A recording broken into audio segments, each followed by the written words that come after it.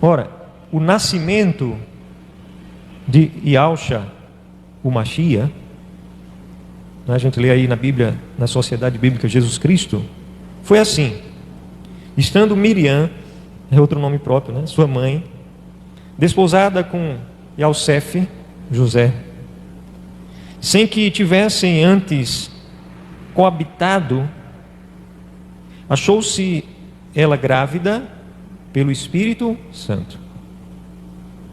Mas José, seu esposo, sendo justo e não a querendo difamar ou infamar, né, resolveu deixá-la secretamente. Enquanto ponderava sobre essas coisas, eis que lhe apareceu em sonho um anjo do Altíssimo Dial, dizendo-lhe: José, filho de Davi, não temas receber Miriam, tua mulher, porque o que foi gerado é do Espírito Santo. Eis que ela dará à luz um filho, e lhe porás o nome de Yahushua, porque ele salvará o seu povo dos pecados deles. Vamos repetir o versículo 21 antes de terminar. Ela dará à luz um filho, e lhe porás o nome de Yahushua, porque ele salvará o seu povo dos pecados deles. Ora, tudo isso aconteceu para que se cumprisse o que lhes havia dito Yahuwah por intermédio do seu profeta: eis que a virgem conceberá e dará à luz um filho, e ele será chamado pelo nome de Emmanuel, que quer dizer o Altíssimo é conosco. E despertando José do sono, fez como lhe ordenara o anjo de Yahuwah e recebeu sua mulher. Contudo, não a conheceu, esse conhecer aí no sentido de coabitar com ela, né? Enquanto ela não deu à luz um filho. Então, quando foi que ele foi conhecer a ela, coabitar com ela? Somente depois que ela deu à luz. Está claro aí, né? A quem pôs o nome de Yahushua. Aleluia. E agora a gente vai também para o capítulo 1 de Lucas. Lá em Lucas, avance aí, né? Mateus, Marcos, agora em Lucas, certo? No 6º mês, foi o anjo Gabriel enviado da parte do Altíssimo para a cidade da Galileia, chamada Nazaré, enviado a uma virgem, desposada de certo homem da casa de Davi, cujo nome era José. A virgem chamava-se Miriam. Yosef, a virgem Miriam. Versículo 28 agora. E entrando o anjo aonde ele estava, disse: alegra-te, muito favorecida, Yahuwah é contigo. Ela, porém, ao ouvir essa palavra, perturbou-se muito, pois pensava sobre o que significaria aquela saudação. Mas o anjo lhe disse: Miriam, não temas, porque achaste graça diante do Altíssimo. Eis que conceberás e darás à luz um filho, a quem chamarás pelo nome de Yahushua. Aleluia. Amém. Pai, te agradecemos pela tua palavra, que é viva, eficaz. O teu Espírito sobre a tua igreja produz essa vida, de forma que a letra mata, mas o Espírito vivifica. Que nós, ó Pai, não estejamos olhando para a tua palavra segundo a carne, ou deixando-nos ser guiados pelos sentimentos da carne, mas sensíveis à direção do teu Espírito, nos desvencilhando de toda e qualquer agitação, perturbação, distração, inquietação, incômodo. Nós possamos, ó Pai, ter a tranquilidade, a paz agora, não a paz comum, que requeriria a ausência de qualquer coisa exterior que incomodasse, mas a paz que vem de Ti, que excede todo o entendimento humano e que independe as circunstâncias que estamos atravessando. Então é essa paz sobrenatural que eu abençoo a Tua igreja agora. E quantos creem, quantos desejam para receber Tua palavra em verdade, abençoados estão. Aleluia, amém. Podemos sentar, irmãos. Vamos considerar alguma coisa em oração. Aliás, tudo que a gente está fazendo aqui precisa estar em oração. Amém? Primeiro, se o nome do nosso Salvador e do nosso Pai não for um assunto espiritual para ser tratado como igreja e na igreja, né? A igreja não é um prédio, não é um site, não é um endereço geofísico, espacial, mas a igreja é o corpo do qual Cristo é a cabeça. Essa é a definição bíblica apostólica. Então, se o nome do nosso Pai Salvador não for um assunto espiritual para ser tratado, considerado, ministrado à luz da Escritura na igreja, então eu quero dizer a vocês que nada mais pode ser tratado. Porque a nossa vida é conhecer o Pai e o Filho a quem Ele enviou e prosseguirmos em conhecê-lo. É conhecer a Ele e prosseguirmos em conhecê-lo. Há no coração da igreja, se a igreja não estiver perturbada por alguma coisa, porque a gente já falou aqui na preparação, lá no primeiro estudo dessa série, que a igreja pode estar salva em Cristo, lavada com o sangue de Cristo e estar agindo carnalmente. Há inúmeros exemplos, a gente viu isso, por exemplo, na igreja de Corinto, o apóstolo Paulo começar a carta e terminar a carta dizendo que aquela igreja precisava de leite, porque aqueles irmãos não amadureciam e eram carnais. E viviam em facções internamente dentro da igreja. E aquelas facções geram uma linguagem própria partidária. Estamos aí numa semana de eleições presidenciais, né?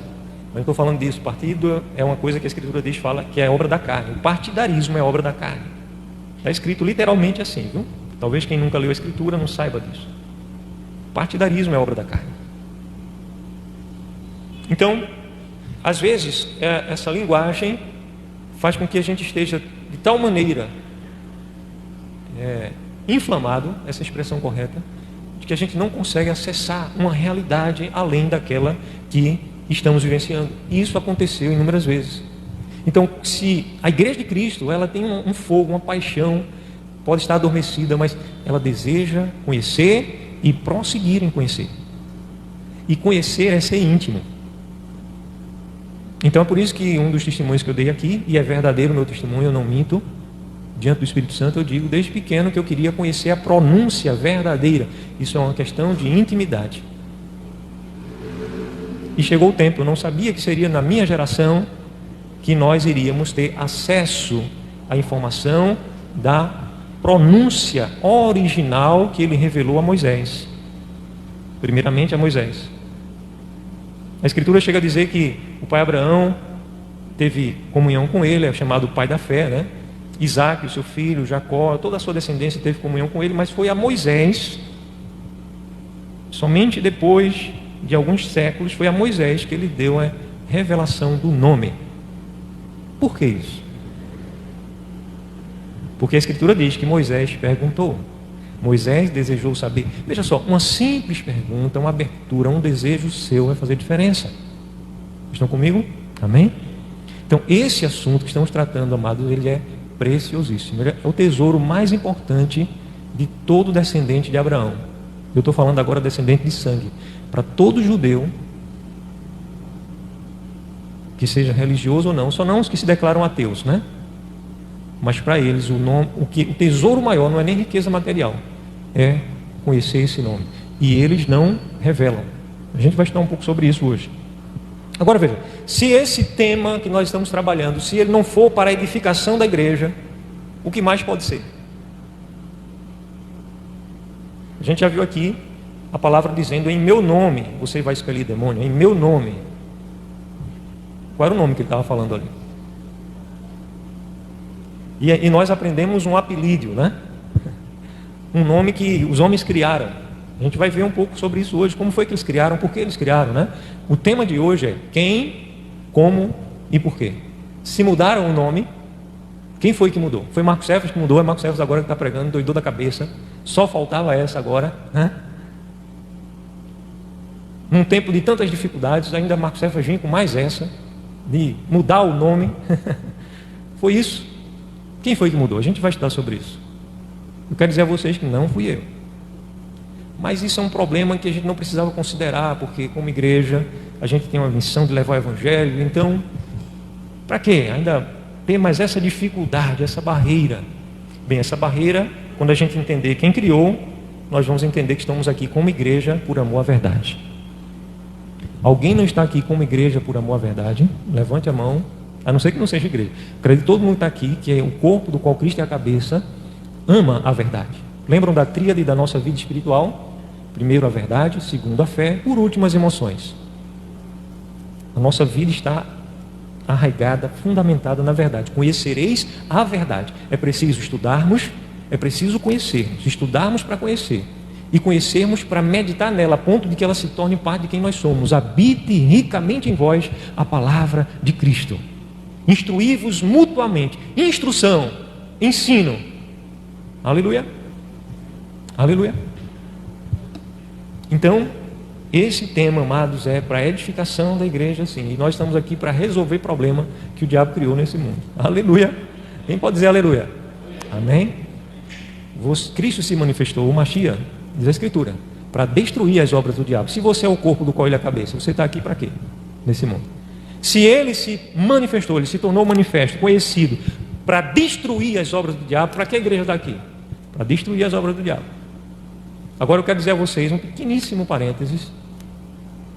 Lamentavelmente, são raras as pessoas hoje que têm a disposição em Cristo espiritual de pagar o preço. Eu não pense que é de graça, não, está ministrando aqui, não. Não pense que não há um fardo para mim, para minha família e para aqueles que têm crido também comigo. Mas nós vamos seguindo firmes até o dia que ele disser: tá bom, meu filho, pode vir. E eu vou dizer assim: eu combati e guardei o bom combate da fé, né? Olha só, se esse assunto não tem valor por causa das dificuldades que ele gera, dificuldade de evangelizar, dificuldade de a gente ser compreendido pelos amigos, pelos parentes, pelos religiosos de plantão, né? Se esse assunto não tem valor por causa da dificuldade, porque faz muito tempo, faz séculos que não se usa esses nomes e agora eles estão vindo à tona assim, então vamos também desprezar a verdade por causa das dificuldades. Vamos desprezar todas as outras verdades do Evangelho por causa das dificuldades que elas podem gerar para nós. Seria o coerente. A palavra, aleluia. Nós, Reino Sião, não somos a última cocada preta do deserto. Amém? Então, ainda que eu fosse obrigar alguém aqui, eu estaria dando uma direção ministerial. Seria uma direção para esse ministério, para que aquilo que está sendo pregado aqui estivesse sendo pregado pelo ministério que está debaixo da direção de um presbítero. Há pecado nisso, gente? Pelo sangue de Cristo. Se vocês conseguem enxergar pecado agora, como ele fez isso publicamente, levante a mão e diga assim: eu enxergo pecado nisso. Está errado. Um presbítero não pode pedir que os departamentos alinhem uma linguagem sobre algum assunto da Bíblia. Poderia. Durante 2 dias essa semana, interessante como ele tem confirmado, ele me mostrou que aquelas pessoas que há alguns anos atrás deixaram de caminhar conosco, deixaram, e ainda hoje falam coisas inadequadas. Sabe o que foi que o Espírito Santo me revelou? Que apesar de falarem mal, não tem pecado para dizer de mim, mas falarem mal, não falam de pecado, não acusam de pecado, mas falam mal. Por causa disso, por causa daquilo, a liderança dele é assim, dessa maneira, então falam mal. Essas pessoas, o Espírito Santo me deu a entender claramente, me deu a convicção que elas me respeitam, porque elas reconhecem, elas sabem que a graça de Cristo me fez um profeta na casa dele.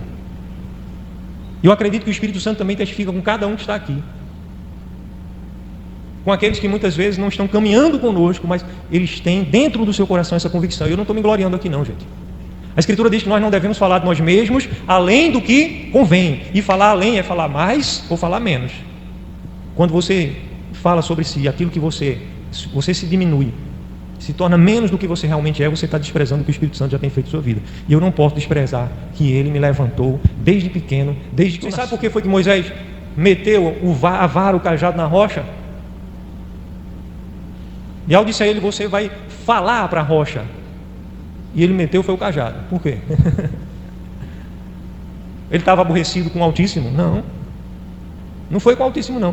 A pressão de coisas, e a Escritura diz que ele era um homem manso e humilde. Para muitos ele não era manso e humilde, porque era uma percepção, uma perspectiva. Algumas pessoas olhavam para ele de uma maneira que não viam a mansidão verdadeira, da qual o Espírito Santo testifica na Escritura que ele era um homem manso. Gente, atenção, é possível nós alimentarmos uma perspectiva sobre alguém, sobre algo que não seja verdadeira. Então tenhamos cuidado sobre isso. Temos zelo sobre isso. Diz o Matuto, devagar, que o santo é de barro. O santo sou eu e você, somos nós, né? De barro, somos de barro. Aleluia. Então devagar, devagar. Vamos com calma, vamos com zelo com as coisas espirituais. Vamos com zelo, vamos saber ouvir e falar com amor à unidade do corpo, ao zelo, para que não entristeçamos o Espírito Santo, porque o Machia não pôde fazer muitos outros sinais e maravilhas em Nazaré, porque por causa da incredulidade daquele povo. Estava ali aquele que tinha todo o poder disponível do Pai, tinha toda a boa vontade, mas ele foi impedido por causa de um espírito de oposição, um espírito de incredulidade. Muitas vezes ele entrava para orar e levava somente João, Pedro e Tiago. Por quê?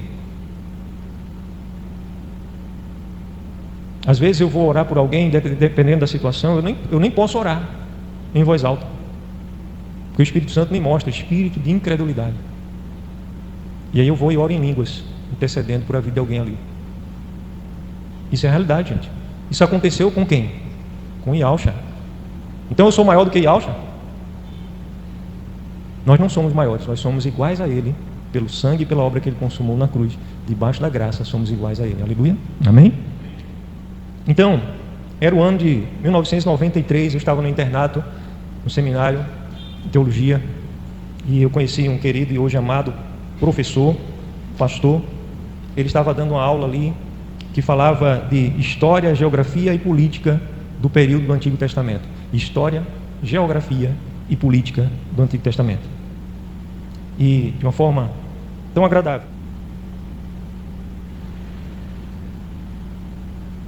Ele ensinava ali a turma sobre a turma de calouros, né, a turma de novatos, sobre o mandato cultural. Você já ouviu falar mandato cultural?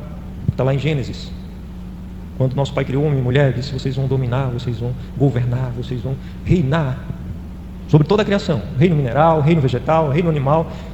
Tudo eu criei, está na mão de vocês, agora dominem, reinem em meu nome, é o meu reino, está com vocês.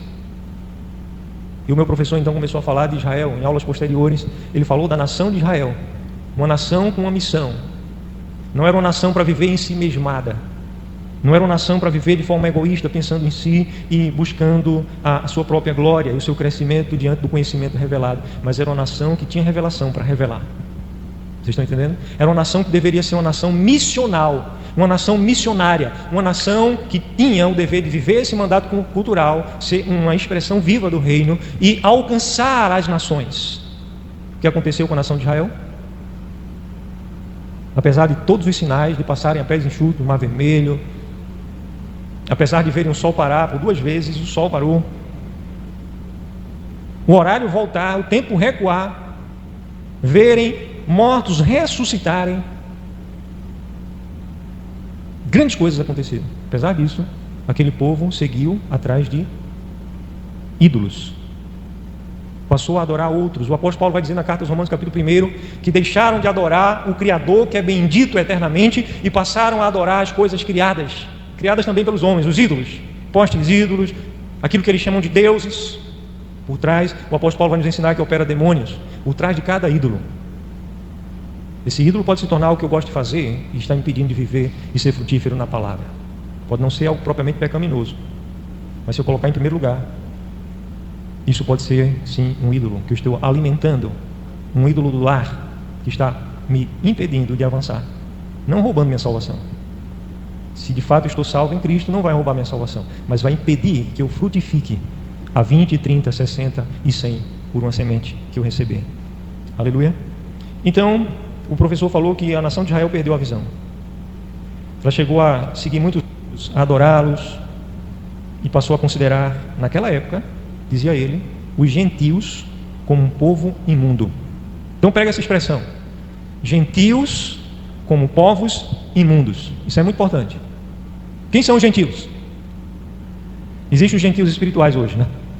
Naquela época, os gentios eram toda e qualquer pessoa que não fosse descendente de sangue de Abraão. Era considerado imundo. Quando Cristo veio, quando o Machia veio, era assim que os israelitas pensavam, era assim que eles pensavam. Os gentios são imundos.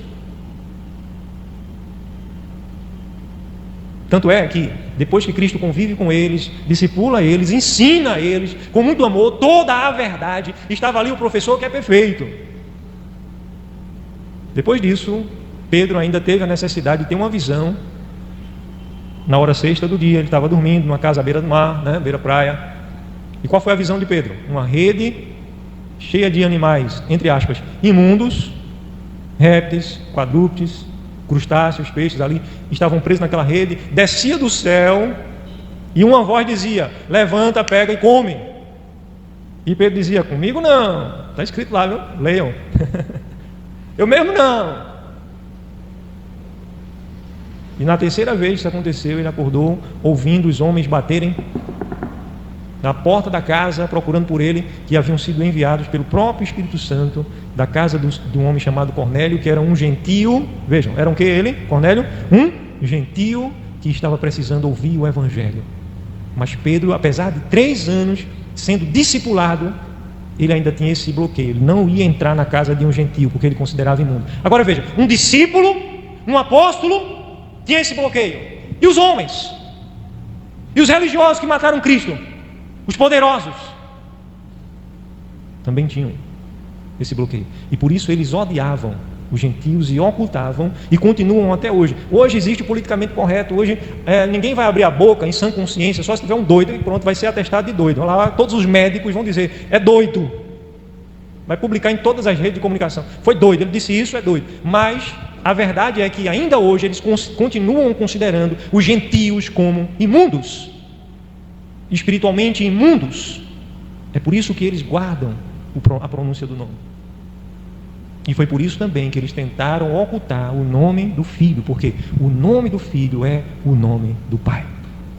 Abra sua Bíblia agora em Números capítulo 6, versículo 27. Eu vou perguntar a vocês: seria certo eu dizer: façam o que eu digo, mas não façam o que eu faço? Eu seria coerente? Façam o que eu digo, mas não façam o que eu faço. É certo isso? Não é certo não. O caminho bom é esse. Agora, isso é para vocês. Eu vou viver outra coisa. Então, como é que eu estou ensinando vocês, dizendo que um caminho é bom, se eu não estou vivendo esse caminho? Agora imagine se isso for o próprio Pai. Queria que vocês lessem o capítulo 6 de Números, o versículo 27. Eu quero que você leia numa altura de voz que você possa ouvir bem a sua voz, tá certo? Mesmo que a sua edição seja um pouquinho diferente das outras versões. Vamos lá. 1, 2, 3 já. Assim porão o meu nome sobre os filhos de Israel, eu os abençoarei. Isso aqui, quem está falando é o Altíssimo, é o nosso Pai. E ele declarou o quê? Que a nação de Israel deveria pôr o nome dele nos seus filhos. Vocês vão pôr o meu nome no filho de vocês. Está assim escrito. Alguém tem uma versão diferente que não tem nada a ver com isso? Por favor, leia. Alguém tem uma edição aí, uma tradução tão diferente que não tenha esse sentido? Por favor, leia. Alguém tem? Por gentileza. Essa é a hora, gente. Estamos estudando como família a palavra. Então, se o nosso Pai mandou que os homens colocassem nos seus filhos o nome dele, será que ele não ia colocar no seu filho unigênito o nome dele? Então, no nome do Filho está dentro do nome do Pai. Lembram os 2 textos que a gente leu a princípio, Mateus 1 e Lucas 1? O que foi que ele fez? Ele pegou um anjo e mandou o anjo descer com uma missão toda especial. Foi uma honra, viu? Aquele anjo, ele foi honrado com aquela missão. Ele foi honrado. Eu lembro bem quando André ficou gestante de Marquinhos e depois de Rebeca, né? Período de tempo de uma para outra. Mas foi grande alegria que tomou conta do meu coração. E foi uma festa para a família, quando a gente soube. E não foi porque a gente tivesse com algum problema de fertilidade, alguma coisa assim, não. A gente combinou de ficar um tempo, quase 7 anos, sem ter filhos, e nós ficamos. A gente foi tão abençoado que a gente ficou o tempo que a gente tinha pensado. E quando a gente desejou ter filho, eu disse: vai ser um filho homem.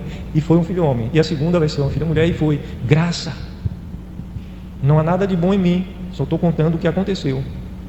Mas houve grande alegria. E a palavra diz que houve festa no céu, que os anjos celebraram. Ela descreve isso. Descreve que uma multidão das milícias celestiais cantaram no dia que ele nasceu. E aqui, 9 meses antes, o anjo veio com a missão de anunciar o nome. E em Mateus está explicado, está destrinchado, está a tradução do nome. O nome é esse, por quê? Porque ele salvará o seu povo dos pecados deles. Vocês sabem como é que se chama o povo judeu? As nações gentias chamam eles de judeus. E daí vem o termo judiar, daí vem o termo Judas, para espancar, né? Na época da Semana Santa, espancar o Judas. Hoje em dia parece que não tem mais isso, não. Mas não tinha isso. E os judeus eram perseguidos no mundo todo porque eles mataram o Cristo. Mas eles nunca se chamaram de judeus. Nem a Escritura nunca chamou eles de judeus. As traduções depois colocaram judeus. Judeus sempre foi uma designação pejorativa. Hoje se tornou comum.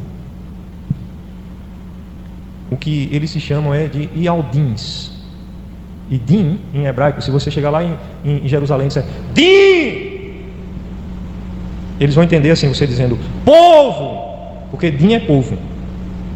E Ialdin é povo de, não sei, porque a gente não sabe a pronúncia do nome do pai. Ialdin é povo de Ial.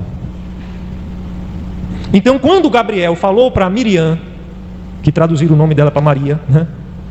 Falou para Miriam, a pronúncia em hebraico é Miriam. Você chegar lá em Israel e falar Miriam, todo mundo vai saber. É aquela da qual se diz que ela foi a mãe do Machia. Mas o que foi que o anjo falou para Miriam? Você vai pôr nele um nome X, um nome qualquer. Agora a explicação desse nome é que esse nome significa porque ele salvará o seu povo. Ele salvará os Dins de Ial. Então a explicação do nome dele é essa. Ele salvará o seu povo dos pecados deles. Aleluia.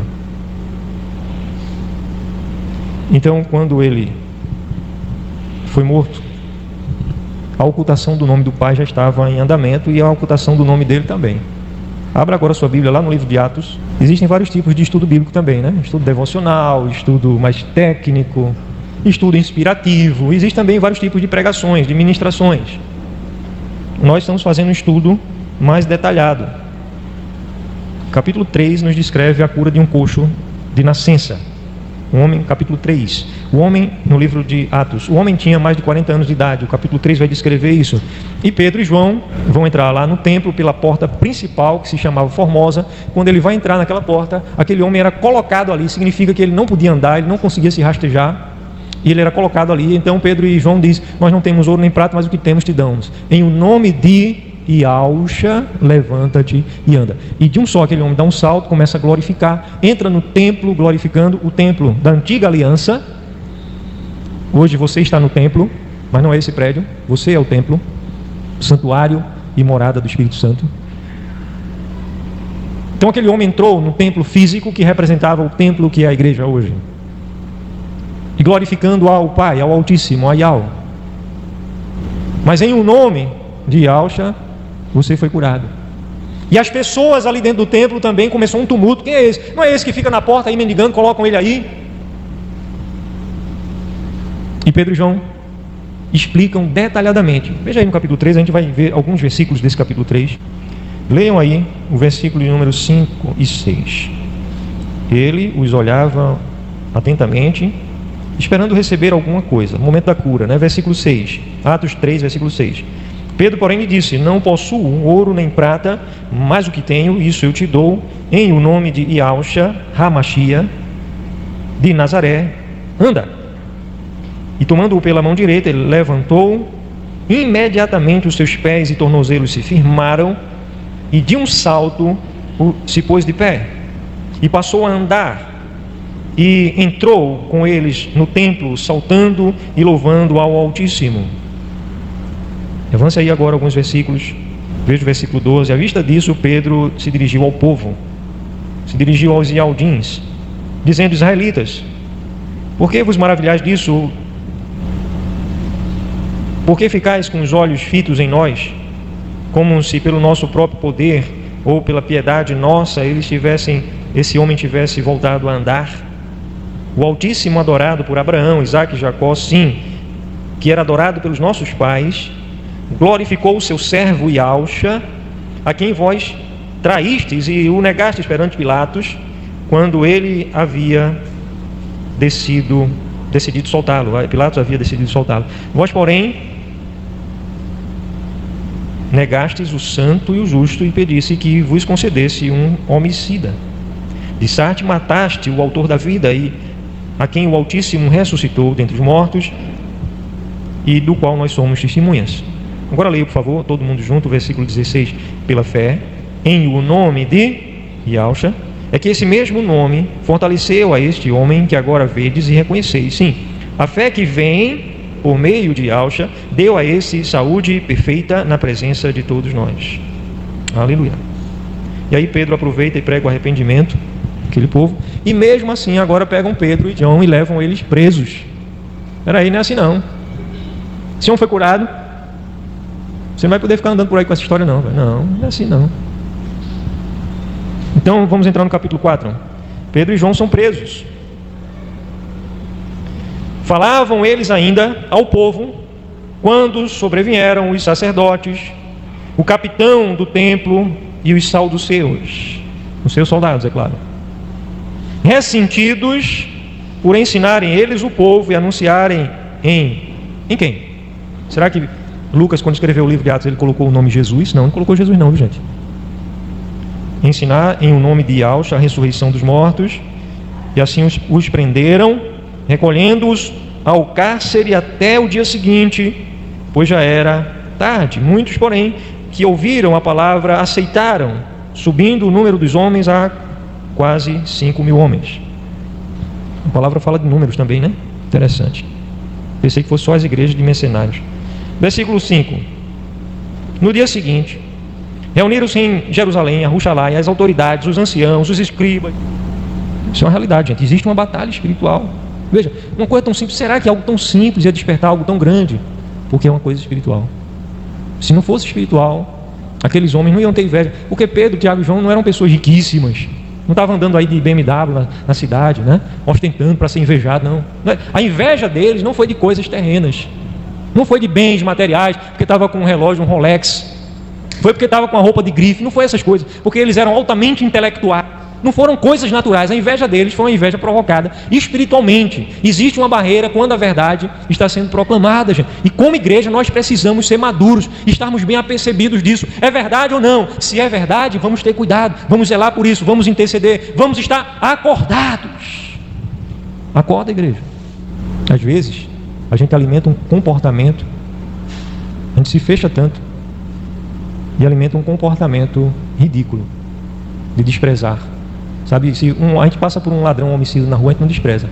A gente passa por alguém que vive uma vida de prostituição, a gente não despreza. A gente passa por um estelionatário, o cara que vive dando golpe, vive enganando, mentindo, e a gente fala bem, a gente se alegra com a pessoa. Mas às vezes existem coisas espirituais que bloqueiam o coração da gente, a ponto de que a gente vira o rosto para um profeta. E a palavra diz aqui: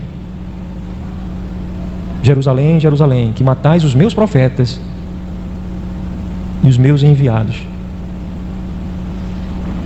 Nós precisamos, igreja, entender de que lado nós estamos. É sério. Eu não sei se já estamos vivendo aquele tempo que diz assim: e naqueles dias muitos haverão de trair, odiar, enganar e serem enganados. O amor se esfriará de quase todos. E quando vir o Filho do Homem, porventura achará fé na terra. Ele está falando de que tipo de fé? Essa fé de comunhão, de vida, de igreja.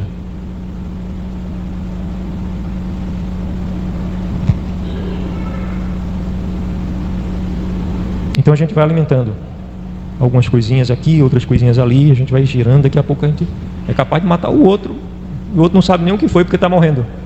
O Matuto diz antigamente, né? Morreu de graça. O cara não sabe nem o que é que está acontecendo.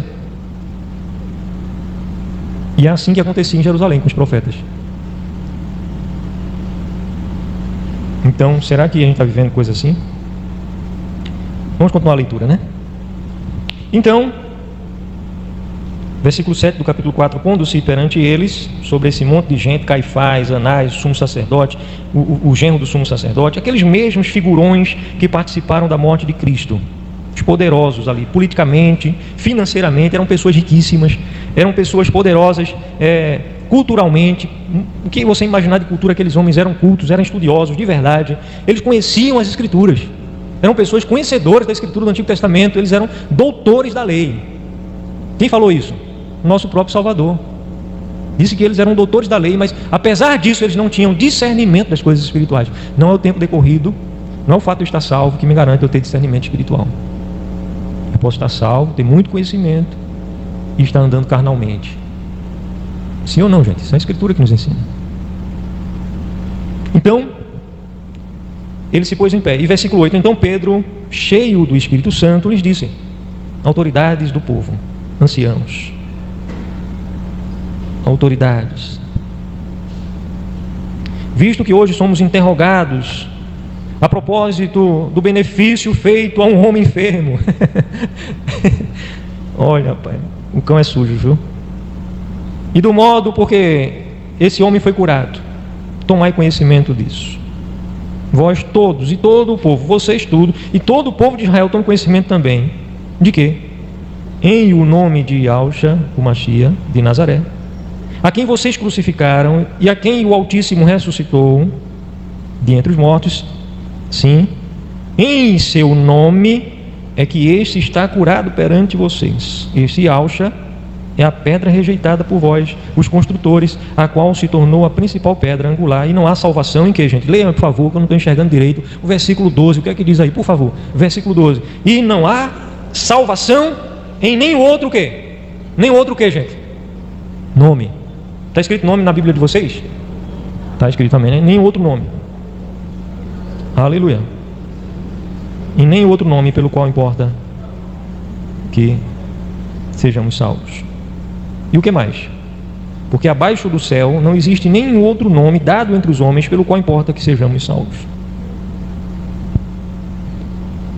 Agora, nós conhecemos um apelídio, o nome Jesus. Eu digo isso com muito respeito e reverência, porque Jesus eu invoquei muito tempo.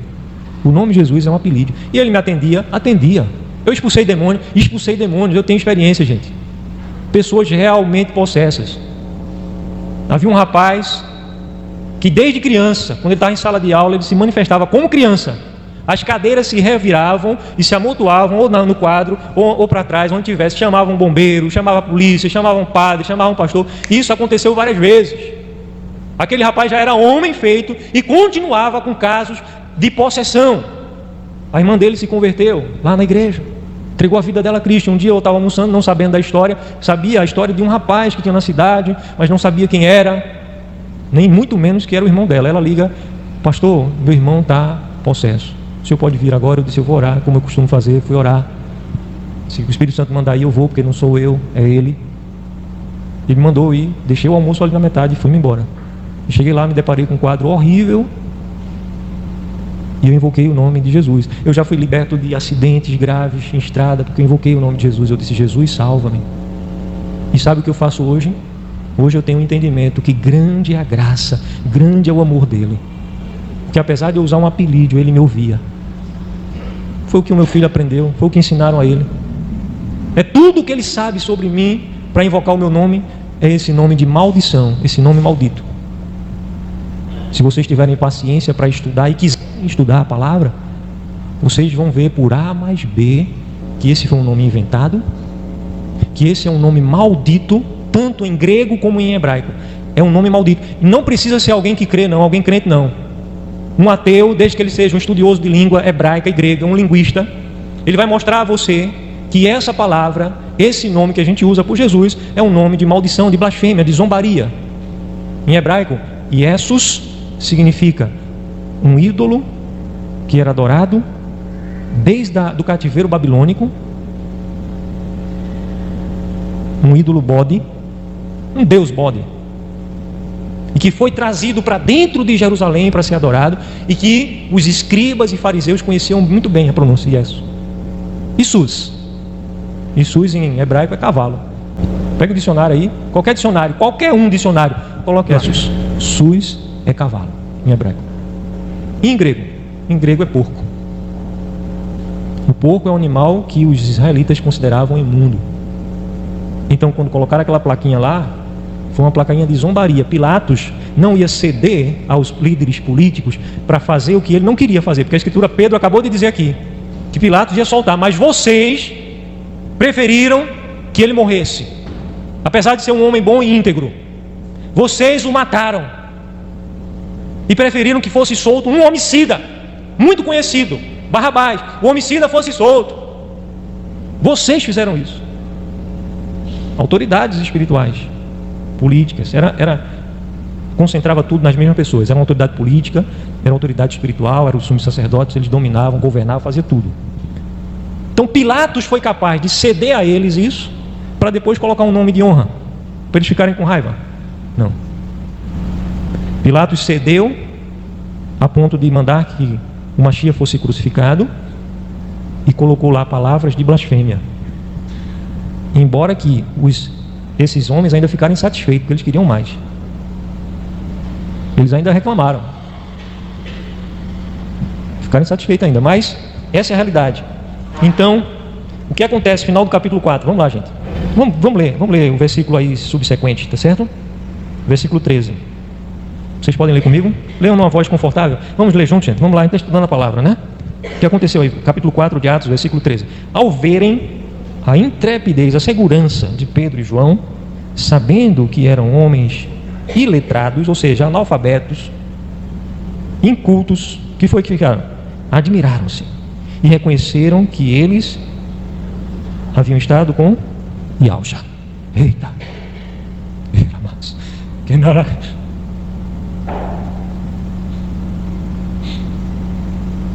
Aqueles homens, na perversidade do coração deles, reconheceram que Pedro e João eram discípulos e haviam estado com Yalcha. Por causa da intrepidez, ficaram admirados. A segurança, a perseverança, a firmeza que vem do Espírito Santo. Versículo 14, vendo o que, gente? Leia, por favor. Versículo 15, mandando-os sair do sinédrio, consultavam entre si. Fizeram uma reunião, vamos fazer uma reunião aqui, para o negócio está sério. E o que eles disseram? O que faremos a esses homens? Pois, na verdade, é manifesto a todos os habitantes de Jerusalém, que um sinal notório foi feito por eles. E nós não podemos negar isso. Mas, para que não haja maior divulgação entre o povo, ameacemo-los para não mais falarem esse nome a quem quer que seja. O que foi que eles fizeram? Como foi que começou a ocultar o nome? Vamos ameaçar eles, para que não falem esse nome, não preguem mais esse nome. Pregue qualquer coisa. Se pregar sobre autoajuda, maravilha. Se pregar aguinha com açúcar, uma garapa, maravilha. Até heresia, a gente não percebe não, deixa passar, maravilha. Agora peraí, esse nome aí não, epa, aí não. Versículo 18, chamando-os ordenaram-lhes absolutamente não falassem nem ensinassem em o nome de Yalcha. Não ensine, não fale. Versículo 19, mas Pedro e João lhe responderam: julgai se é justo diante do Altíssimo ouvirmos antes a vocês do que ao próprio Altíssimo. Amém? Pois nós não podemos deixar de falar as coisas que vimos e ouvimos. Depois, ameaçando-os mais ainda, os soltaram, não tendo achado como os castigar por causa do povo, porque todos glorificavam o Altíssimo pelo que aconteceu. Ora, tinha mais de 40 anos aquele em que operara este milagre, essa cura milagrosa.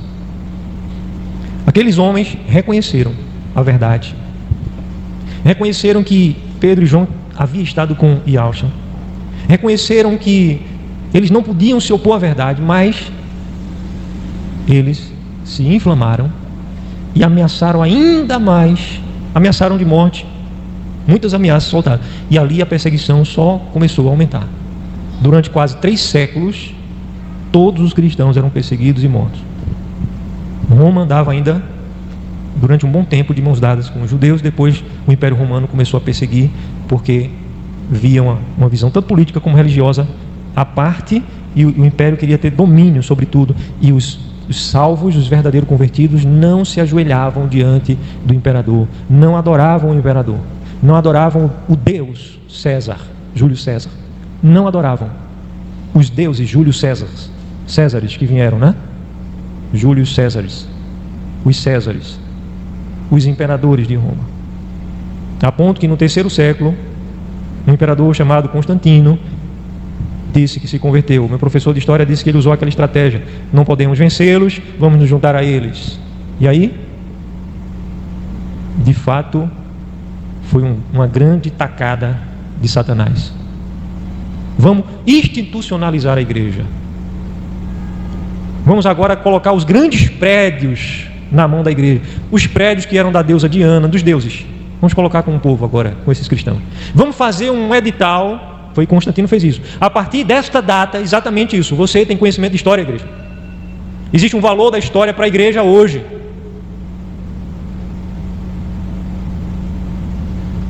Constantino disse: a partir dessa data, o império é cristão. Quem é que se converte por decreto? Quem é que aceita a mensagem do evangelho por um decreto? O STF fez um decreto lá: a partir de hoje, todo mundo do Brasil, todo cidadão brasileiro vai ter que confessar que é cristão. Senão, ó, é morto.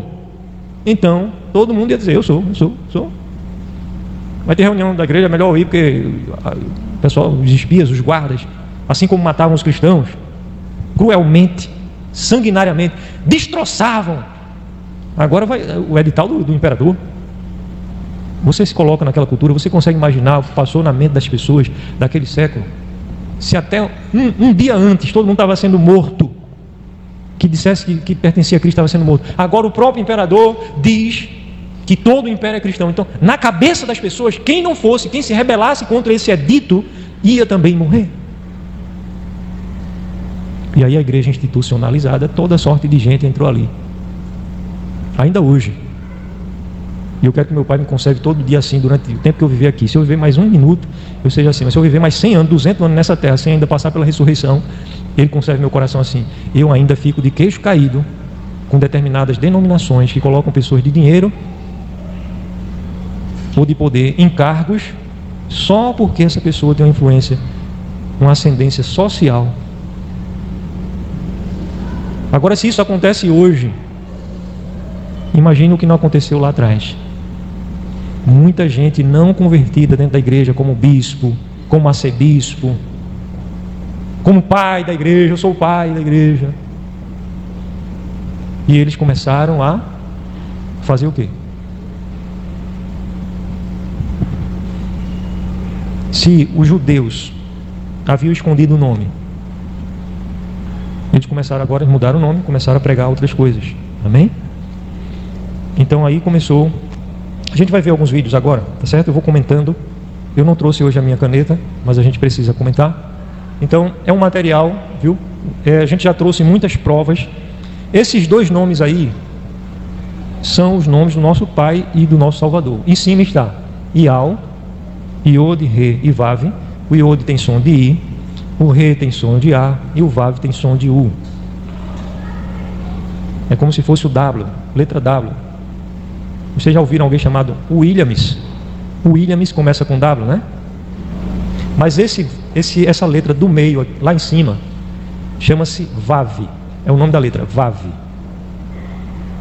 E essas 3 letras aí, na sua raiz mais antiga, elas são consoantes vocálicas. Existem as consoantes vocálicas. Isso não é mito, não é invenção, não é criação de Marco Cefas. Ou seja, a leitura mais original dessa palavra lá em cima, do nome do nosso Pai, o santo e eterno nome, é I-A-U. Seria a leitura mais simples.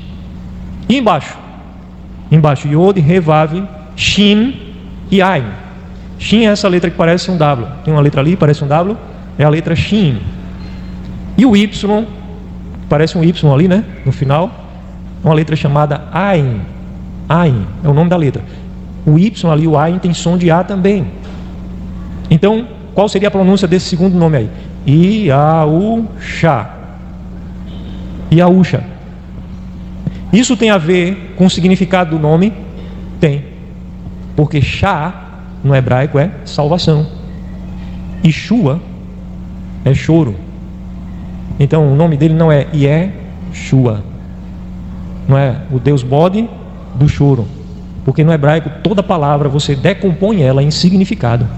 A mente de um hebreu decompõe as palavras, inclusive letra por letra. Cada letra, seguindo uma sequência, já tem em si um significado também. Até um significado morfológico. O desenho da letra também tem um significado. O nosso Pai escolheu essa língua hebraica para que ele trouxesse a sua revelação.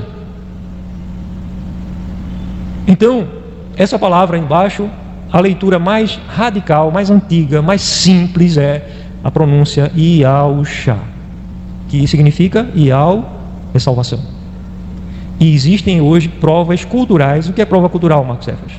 Você vê os israelitas, os rabinos. Para ser um rabino, você tem que pertencer à religião do judaísmo e fazer um curso de 10 anos com provas dificílimas para se tornar um rabino. Você vê rabinos falando o nome de Isaías. Isaías é o nome do Salvador ao contrário. Sabe como é o nome de Isaías? O nome do Salvador é Yahushua, o nome de Isaías é Ishaial. E a gente vai ver aqui essas provas culturais, linguísticas, etimológicas. Então, gente, isso é recente, é recente. Isso não é coisa que há 10 anos atrás se sabia. Os achados arqueológicos, eu tenho incontáveis, eu tenho centenas de materiais, de documentos, todos eles num só direção, comprovando, mostrando por A mais B. Eu não tenho tempo, eu faço uma seleção, até para selecionar dá trabalho. Eu trago algumas coisas aqui para vocês, esperando que vocês estejam também examinando em oração e entendendo a verdade. Não vou trazer mentira para vocês. Eu sei a responsabilidade que tem nisso aí. Então a gente vai diminuir as luzes e vai ver alguns vídeos aqui na sequência, tá certo? À medida do possível eu vou também comentando algumas coisas. Deixa eu me sentar para não ficar na frente de ninguém.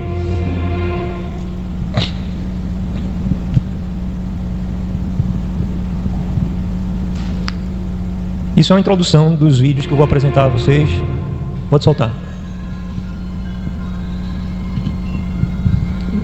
Isso é um corte anatômico de uma face de uma pessoa, de um homem. Fonoaudiologia é um mecanismo da fala humana. As vogais primárias da fala humana. Todas as línguas, as vogais primárias, para falar qualquer língua, dialeto.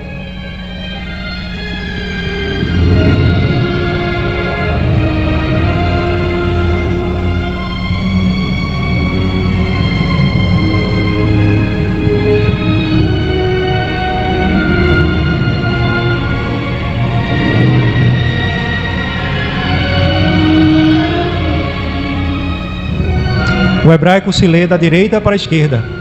A leitura em hebraico é da direita para a esquerda.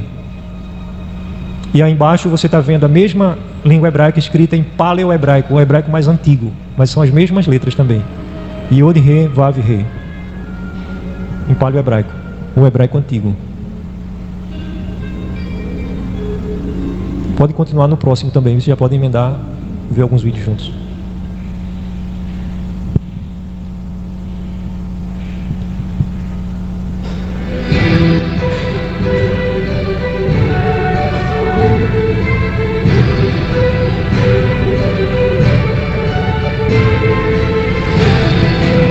Isso são sítios arqueológicos, onde eles fazem escavações diariamente. Todo dia tem vários voluntários.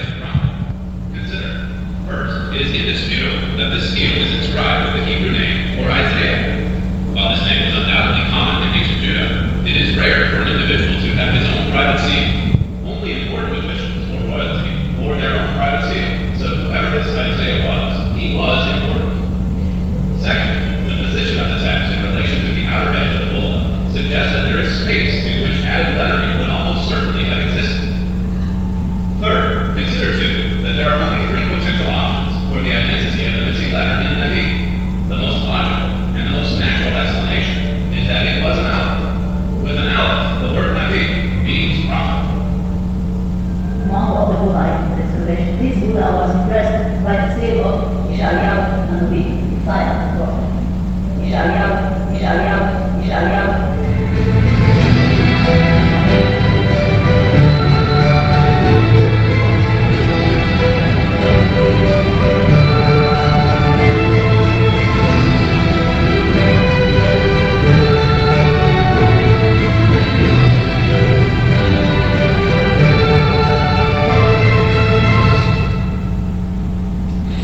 Ishaial Hanavi. Pode preparar o próximo.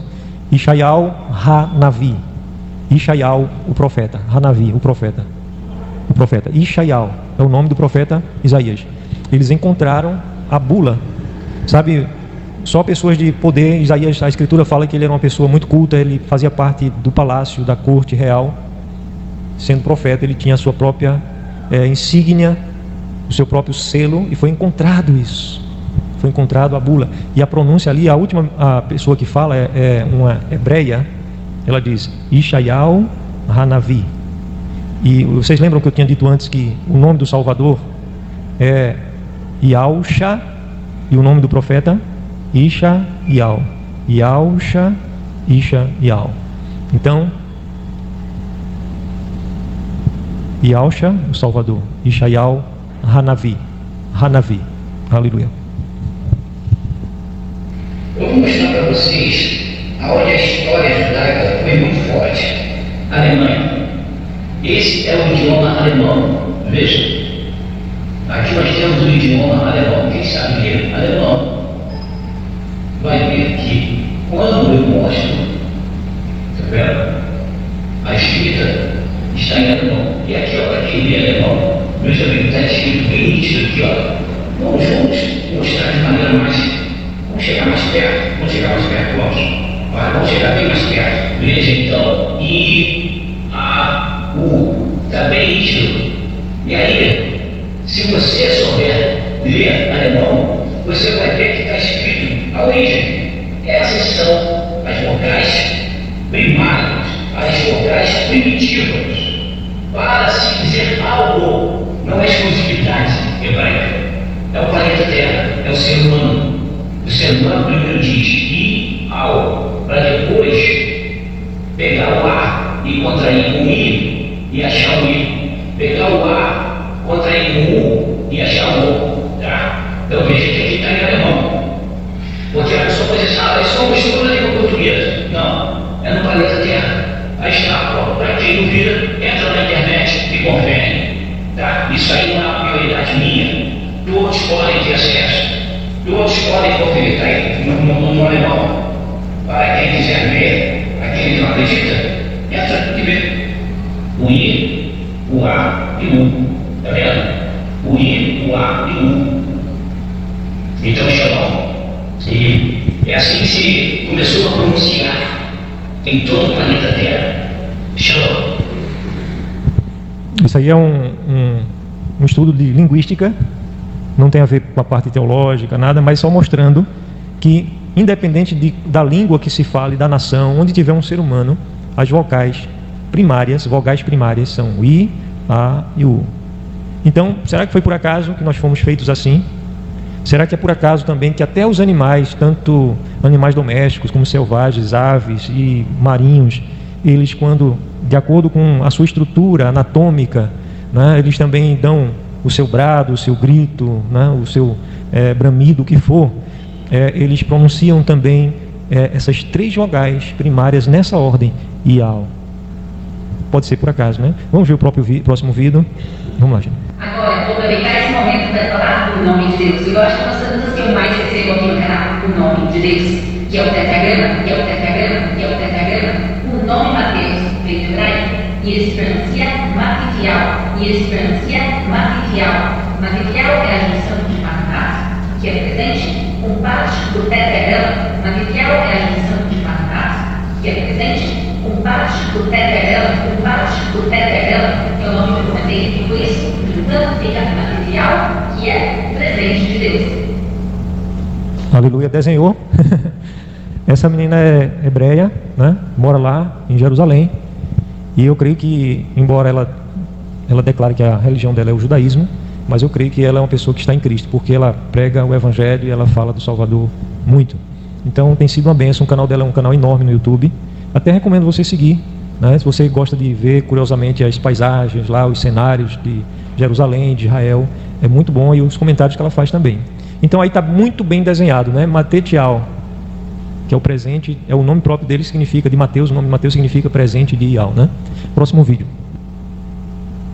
Quando a gente diz que a palavra de Jesus não existe mistério que muita gente aplica assim, se quiser marcar pelos estudos, pela perspectiva de Jesus, é uma transformação, é a transformação do comercial em tratamento de maligno para o ser Michael Jackson, não chega aqui, Michael Jackson, não primária, não tinha, quando chega aqui, teve uma situação, eu queria mostrar agora o decadão do pai, o filho, negar com a pai, que é um moderno, deixa eu pegar aqui para mostrar agora, mas você pode ver, eu queria explicar bem fortemente, aqui é o nome do pai, essa primeira figura, não é que você fala dele, que chama de abaixo, a peça de outra pessoa, tá? E eu acho que ele é eu ele vai, tinha, aqui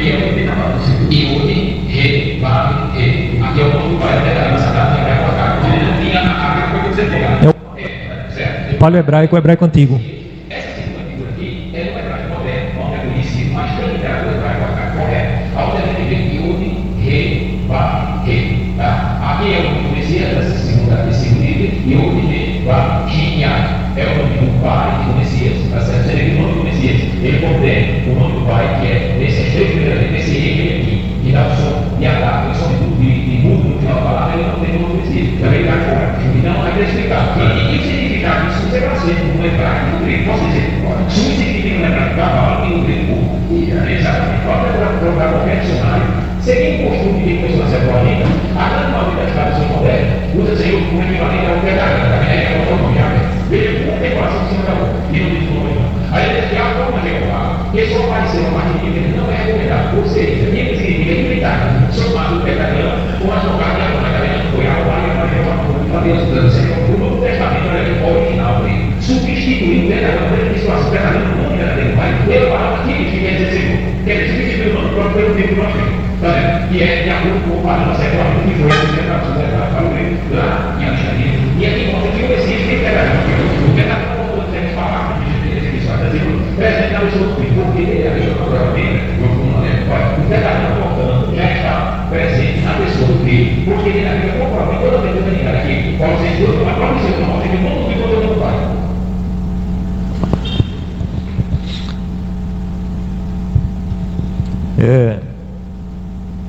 Então a gente vai se apercebendo de alguma coisa. Esse é um estudioso, um especialista em hebraico e em aramaico, chamado Luiz Cláudio. Ele estava sendo entrevistado aqui há alguns anos atrás. Por 2 vezes ele foi entrevistado, eu peguei outra entrevista dele também sobre isso. Não quer dizer que tudo que ele ensina e que ele fala eu creia e nem apoie, mas eu quero dizer que o que ele está falando aí nessa parte linguística, mostrando também documentos, isso sim está muito bem embasado e é verdadeiro. Então, nós vimos que o início da ocultação do nome do Pai foi por achar os gentios imundos.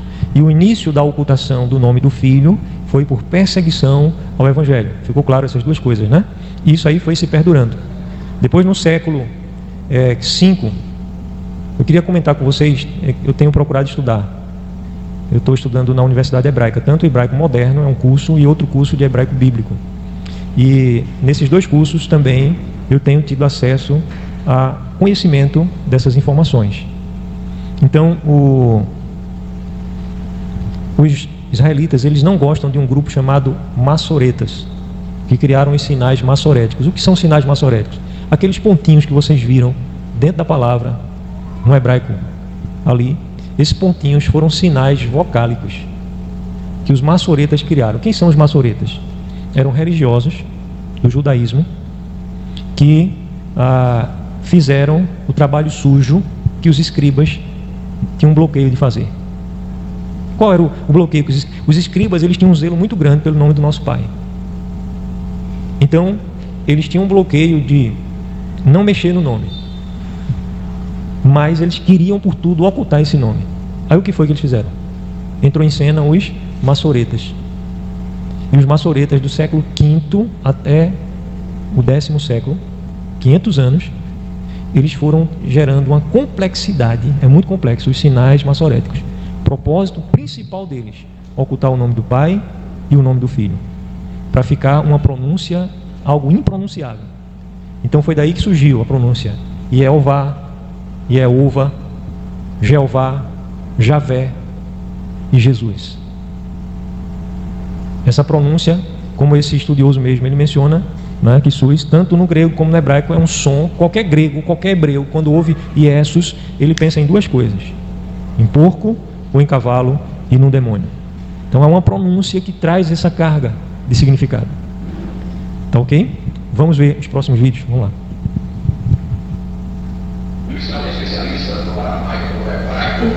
Aí ele já está com outra camisa, né? Já é outro dia, viu?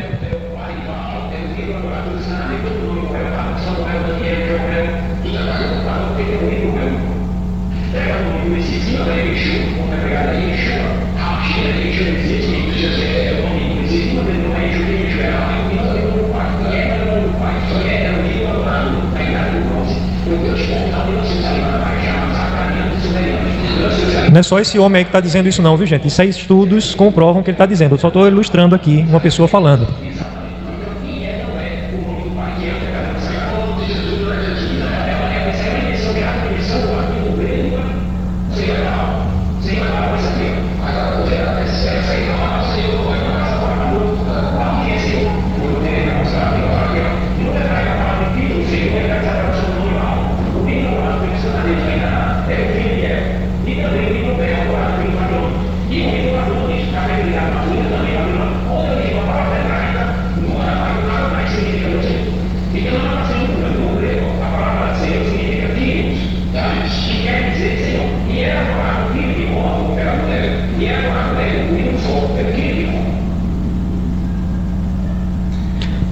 Talvez alguém aqui esteja dizendo assim, rapaz, essas palavras tudinho são blasfêmias. São. E agora? Eu quero dizer que você não perde a salvação, que você não deixou de ser ouvido por Ele, para você ver como a graça dele é grande, o amor dele é grande. Você não deixou de ser ouvido suas orações.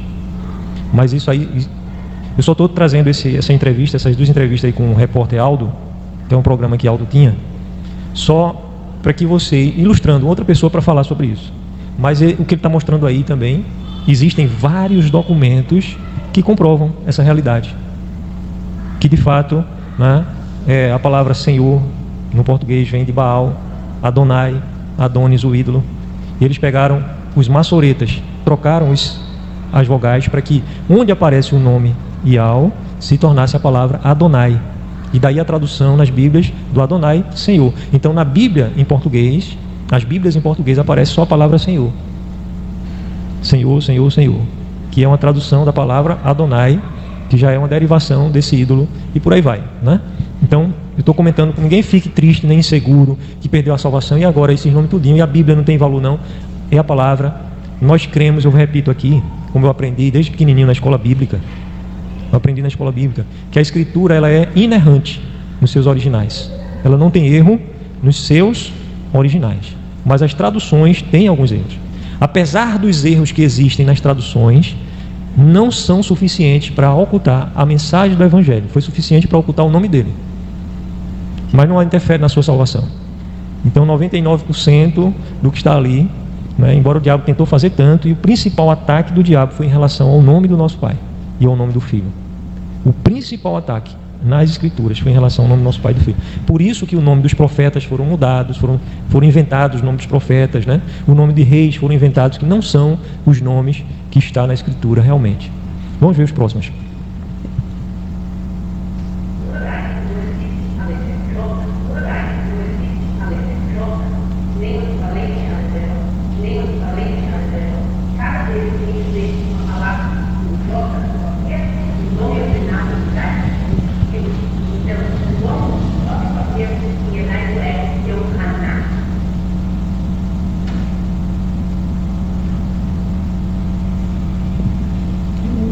Ok? Ficou claro também, né? Mais um testemunho, uma testificação. Pode avançar para o próximo, ainda tem? Tem, né? Mais alguns. Esse é um documento muito importante.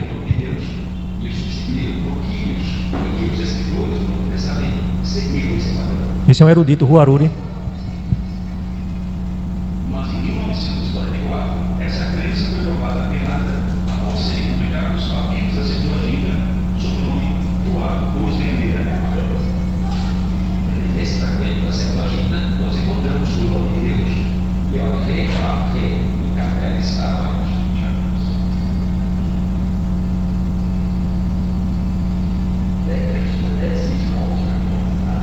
Mais tarde foram moldados dos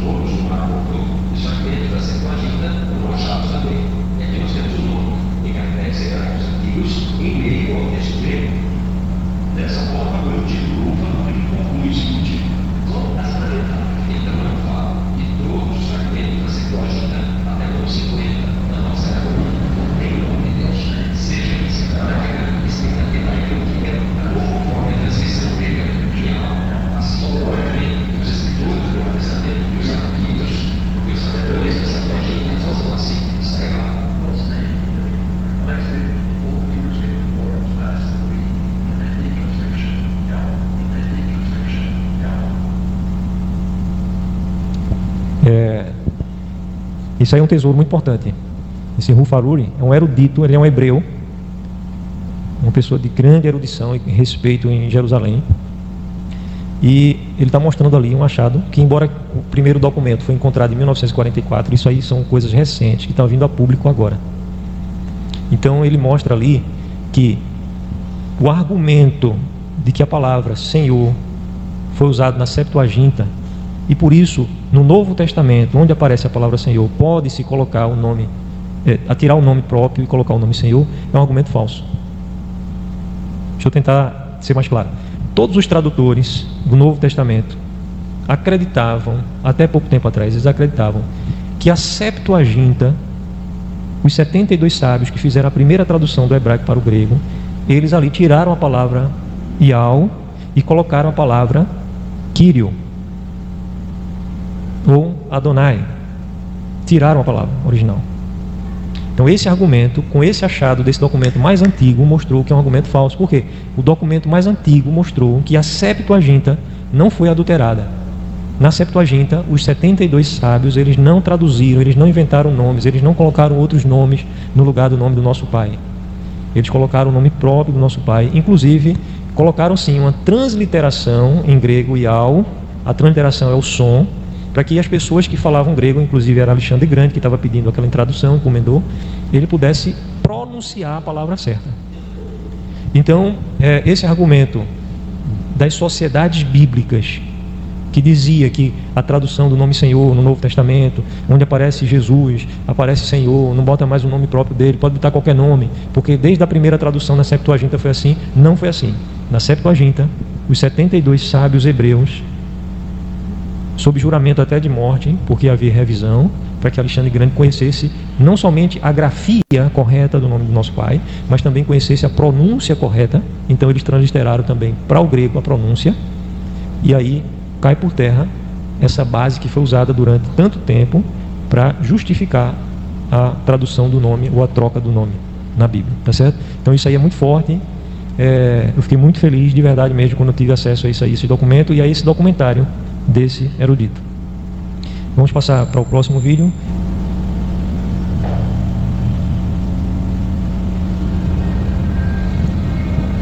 Isso aí é a profecia de Jeremias, falando do Messias. O Messias tem prazer na palavra do Pai. O nome do Messias, pelo teu nome eu sou chamado.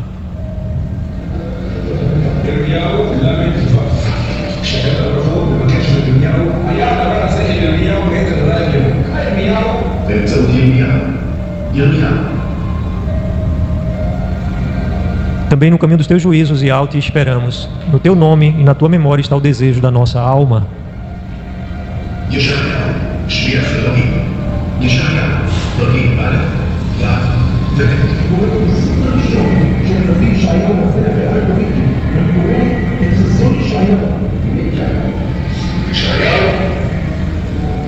Eis que lhes apareceram Moisés e Elias falando com ele. Elial.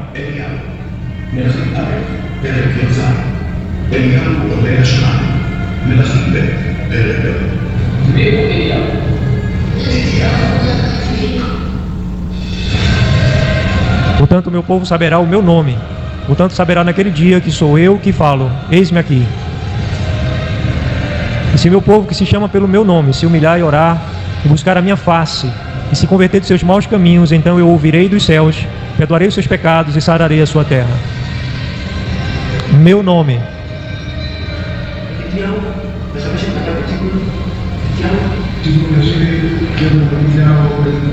A lápide de Matetial. Amém. Bem, gente, o nome do Filho e o nome do Pai, né? Yahshua. A gente viu nos Evangelhos o significado do nome, porque ele salvará o seu povo, ele salvará os Yaldins do pecado deles. E hoje nós, a igreja, somos os Yaldins, somos o povo de Yal. Amém? Não se envergonhe do nome, é um nome tão simples, né? O Evangelho é simples.